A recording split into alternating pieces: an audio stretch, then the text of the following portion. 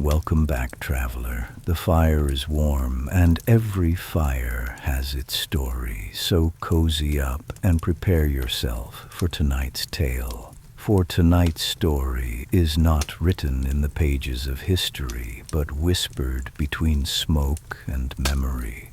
Join me by the fire and enjoy the story. The bell echoed through the forest only once. Yet the sound lingered long after it faded. The four travelers stopped immediately. No one spoke. The fog drifted slowly between the trees ahead, thin at first, then thicker farther into the woods. The woodsman lifted his axe. "You heard that?" The scholar answered quietly. "There shouldn't be any bells left." The travelers studied the silent iron bells hanging from the branches around them, each one empty, each one missing its hammer. And yet, something had rung. The woman in the green cloak stared deeper into the fog. "We keep moving." The woodsman looked at her in disbelief. "Into that? We're already too far north to turn back." Nobody argued after that. They continued through the forest pass in uneasy silence. The farther they walked, the stranger the woods became.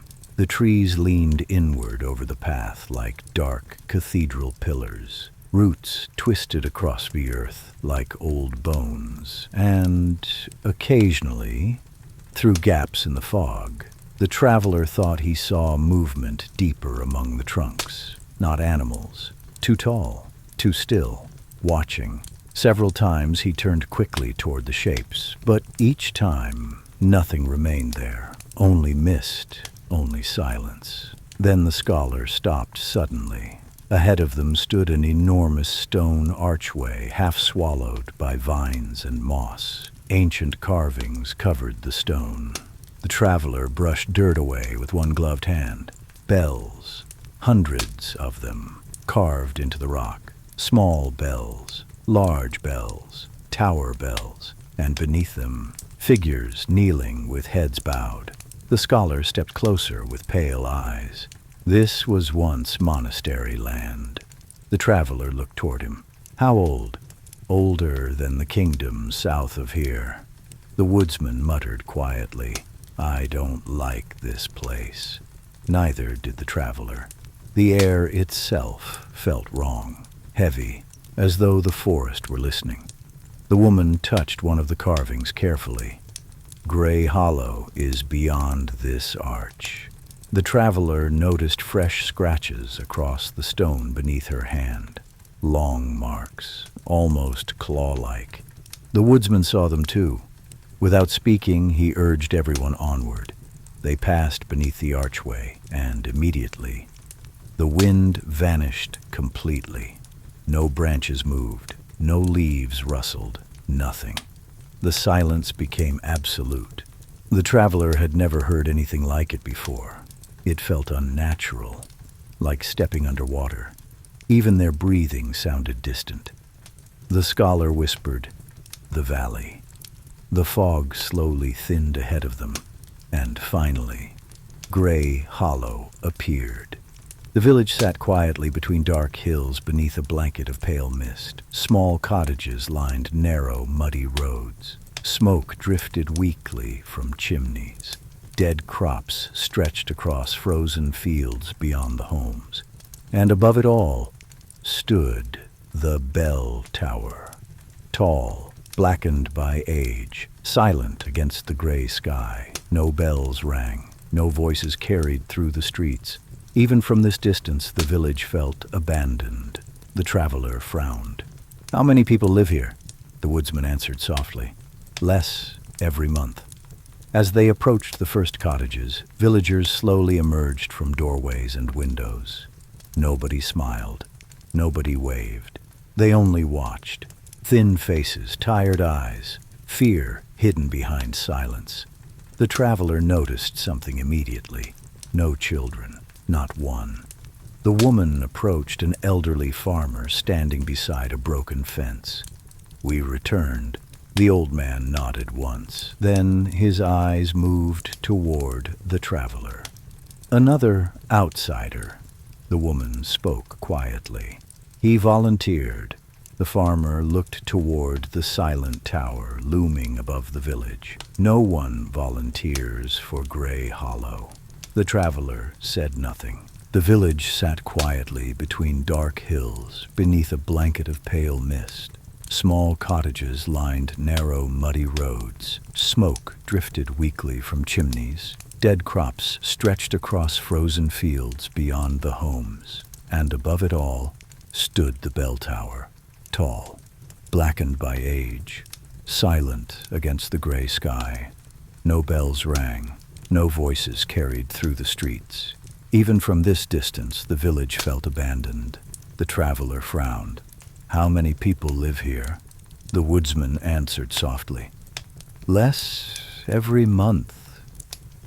As they approached the first cottages, villagers slowly emerged from doorways and windows. Nobody smiled. Nobody waved. They only watched. Thin faces, tired eyes, fear hidden behind silence. The traveler noticed something immediately. No children. Not one. The woman approached an elderly farmer standing beside a broken fence. "We returned." The old man nodded once. Then his eyes moved toward the traveler. "Another outsider." The woman spoke quietly. "He volunteered." The farmer looked toward the silent tower looming above the village. "No one volunteers for Gray Hollow." The traveler said nothing. The farmer's gaze lingered on him for another moment before he walked away without another word. The woodsman sighed heavily. They weren't always like this. The traveler looked around the village again. Doors remained barred even during daylight, windows covered, lanterns hung unlit. Everywhere he looked, people seemed afraid of nightfall already. The group continued toward the center of the village. As they passed beneath the tower, the traveler slowed. The structure was ancient, much older than the surrounding homes. Dark stone climbed high into the fog overhead, and hanging inside the open tower above were 6 enormous bells, silent, motionless, each one missing its hammer. The ropes below swayed gently, despite the absence of wind. The traveler stared upward. Something about the tower felt wrong. Not dangerous exactly, familiar somehow, as though the tower had once been alive. The scholar suddenly spoke. "Look." Carved into the base of the tower were the same symbols they had seen on the iron hammer inside the tavern. Circles, lines, strange flowing marks. The traveler crouched beside them. "They're everywhere." The scholar nodded nervously. "These aren't decorations." "What are they then?" The scholar hesitated. "Warnings, perhaps." The woodsman muttered, "Or prayers." Above them, one of the ropes moved, very slightly. The traveler looked up instantly. The rope swayed once, then became still again. No wind touched the valley. The woman stepped backward slowly. "Come."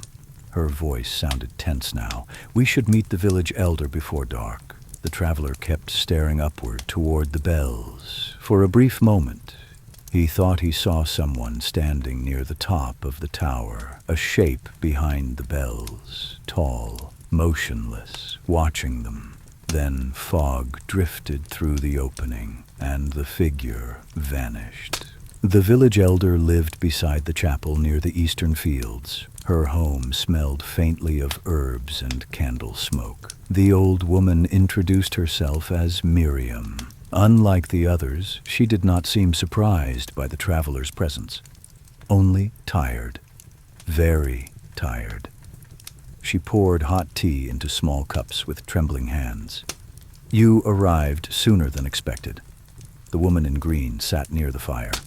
The roads were clear. Miriam gave a hollow smile. "They usually are now."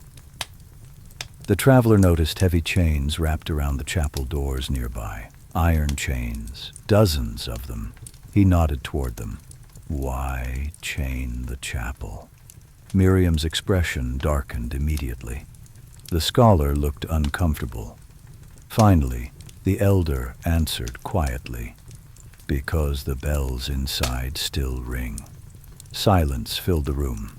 The traveler stared at her. "You removed the hammers. We removed most of them." The fire crackled softly. The woodsman leaned forward slowly. "Miriam, tell him everything." The old woman closed her eyes briefly. Then she whispered, "The bells began ringing on their own 3 months ago." The traveler felt cold suddenly. At first, only at night. Then, during fog. Then, during funerals. The room remained perfectly silent except for the fire. Miriam continued softly. People vanished after the ringing.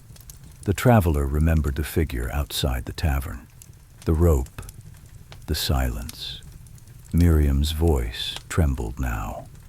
"So the villagers removed the bell hammers.